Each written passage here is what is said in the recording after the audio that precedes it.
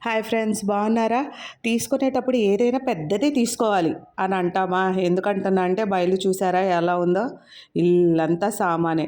ఎందుకంటే ఫ్రిడ్జ్ తీసుకునేటప్పుడు పెద్ద ఫ్రిడ్జే తీసుకున్నాం, చిన్నది ఎందుకని తీసుకున్నానండి. చూడండి ఎన్ని సామాన్లు ఉన్నాయో.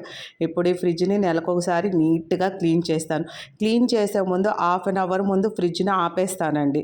క్లీన్ చేసిన తర్వాత ఒక నిమ్మకాయ కట్ చేసేసి అంతా అయిపోయింది అనుకున్న తర్వాత ఫ్రిడ్జ్ ఆన్ చేసి హాఫ్ అన్ అవర్ వరకు ఫ్రిడ్జ్ అనేది ఓపెన్ చేయను.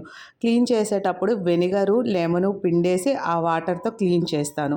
ఇంకోటి, మనం మిర్రర్స్ పైన షీట్స్ వేస్తాం కదా, అదే షీట్స్ డోర్లు షెల్ఫ్లో కూడా కట్ చేసి నేను వేసేసుకుంటానండి. నీట్గా ఉంటుంది, మనం క్లీన్ చేయడం కూడా చాలా తొందరగా అవుతుంది. ఇది అండి క్లీన్ చేసిన తర్వాత ఫ్రిడ్జు.